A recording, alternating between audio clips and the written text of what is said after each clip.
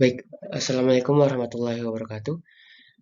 Perkenalkan, nama saya Ludri Julan Namsidi dengan NIM D1B1222013. Baik, di sini saya akan menjelaskan terkait makalah dengan judul Kriteria dan Klasifikasi Mikroorganisme.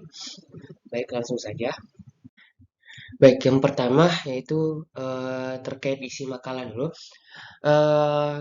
Di sini saya bagi menjadi tiga, yaitu pendahuluan yang dalamnya ada latar belakang. Kedua, pembahasan, ada 4 pembahasan dalamnya, yaitu kriteria dan bentuk klasifikasi mikroorganisme. Yang kedua yaitu metode yang digunakan untuk klasifikasi mikroorganisme, perbedaan prokariota dan eukariote, eh, dan yang keempat yaitu klasifikasi azotobakter, dan terakhir yaitu penutup atau kesimpulan. Baik, langsung saja pada pendahuluan. eh, Mikroorganisme itu seperti bakteri, virus, kandida, dan protozoa memiliki peran yang sangat penting meskipun ukurannya sangat kecil. Mereka dapat memberi manfaat dalam pembuatan makanan fermentasi dan membantu metabolisme serta produksi antibiotik. Namun, beberapa juga dapat menyebabkan penyakit pada manusia, hewan, dan tentu saja tanaman. Dalam pertanian sendiri, ada salah satu mikroorganisme yang dapat berperan penting dalam pertumbuhan tanaman, yaitu mikroba yang membantu menjaga ketersediaan nutrisi, yaitu contohnya Rhizobium. Eh, Keragaman yang sangat tinggi ini pada mikroorganisme mengakibatkan kesulitan bagi ahli-ahli taksonomi dalam melakukan klasifikasi. Jadi mikroorganisme itu tidak dapat dimasukkan dalam kingdom binatang ataupun hewan, sehingga muncullah kingdom protista, yaitu kingdom terkhusus untuk mikroba.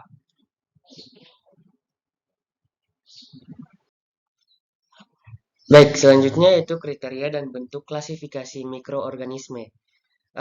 Pengklasifikasian mikroorganisme ini sendiri dapat dilakukan dengan banyak cara, yaitu salah satunya dengan karakteristiknya, seperti dari morfologinya, di mana kan mikroba itu pada umumnya sangat kecil.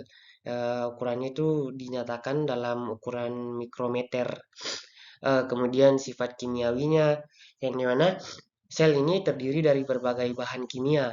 Eh, Bila sel mikroba diberi perlakuan kimiawi, maka sel ini itu memperlihatkan susunan kimiawi yang spesifik.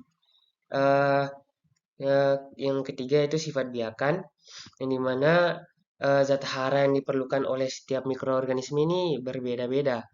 Ada mikroorganisme yang hanya dapat hidup dan tumbuh bila diberikan zat hara yang kompleks. Ada juga yang hanya memerlukan bahan inorganik atau bahan organik. Selanjutnya itu sifat metabolismenya antigenik, genetik, dan patogenitas. Serta sifat ekologi, di mana sifat ekologi ini dari habitatnya, di mana habitat mikroorganisme itu berbeda-beda.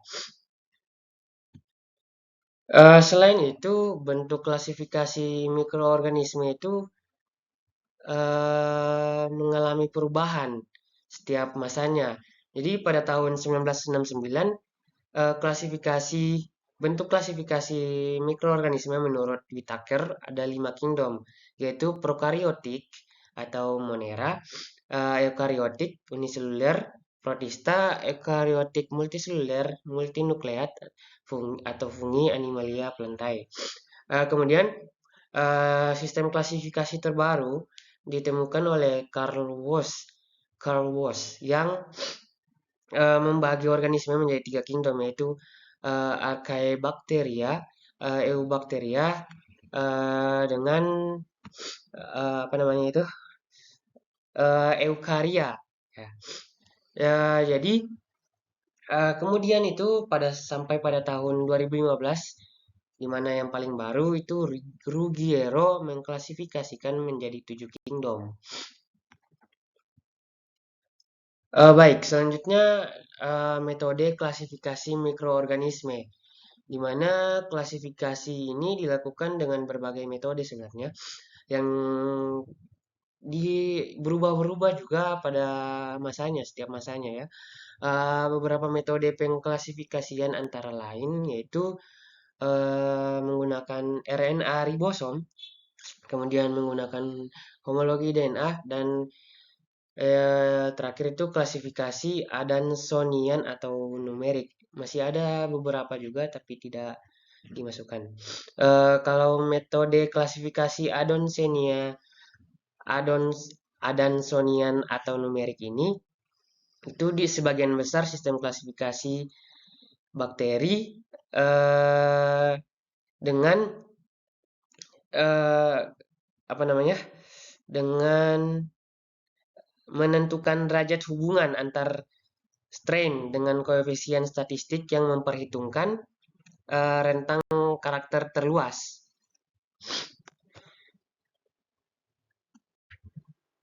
Ya, selanjutnya itu perbedaan prokariota dan eukariote. Jadi saya bagi di sini menjadi 3 bagian ya, yaitu sebenarnya masih banyak lagi tapi yang saya cantumkan hanya 3. Jadi terutama pada ukuran, yaitu prokariot itu memiliki ukuran sel yang lebih kecil daripada eukariot. Kemudian organelnya, jadi pada sel prokariot itu tidak mempunyai organel seperti mitokondria dan Golgi, badan Golgi, yang dimana eukariot itu memiliki kedua organel tersebut. Kemudian pada bahan genetisnya, yaitu bahan genetis prokariot terdapat di dalam sitoplasma berupa untaian ganda atau double helix berbentuk lingkaran yang tertutup. Sedangkan pada eukariot itu terdapat pada kromosom.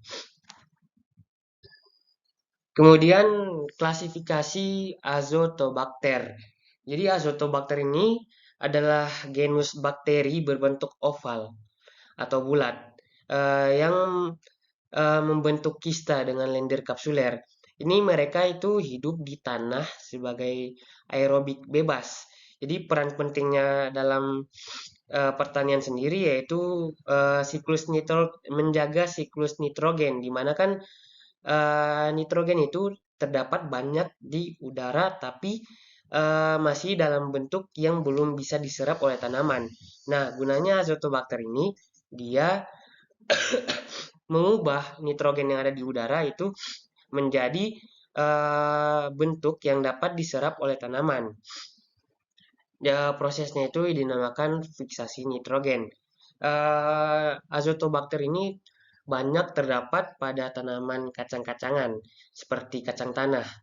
Uh, Klasifikasinya yaitu domain atau kingdomnya bakteria, filumnya Proteobacteria, kelasnya Gamma Proteobacteria, ordonya Pseudomonadales, familinya itu Pseudomonadaceae, uh, Pseudomonadaceae, genusnya itu Azotobacter, spesiesnya itu Azotobacter sp.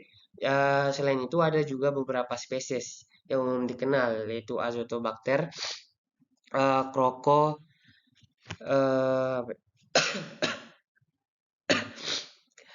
Azotobacter crococum dan Azotobacter vinelandi.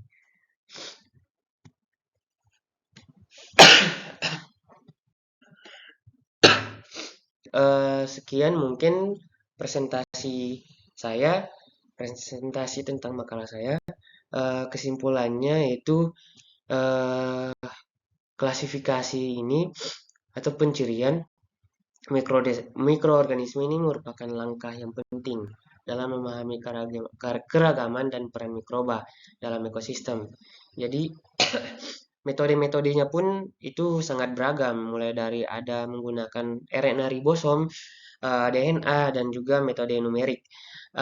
Contoh klasifikasi mikroorganisme yang saya munculkan tadi yaitu terdapat pada Azotobacter, di mana itu dia mempunyai peran yang sangat penting juga pada lingkungan, khususnya pada lingkungan pertanian. Sekian presentasi dari saya. Bila ada salah kata atau yang tidak berkenan, mohon dimaafkan.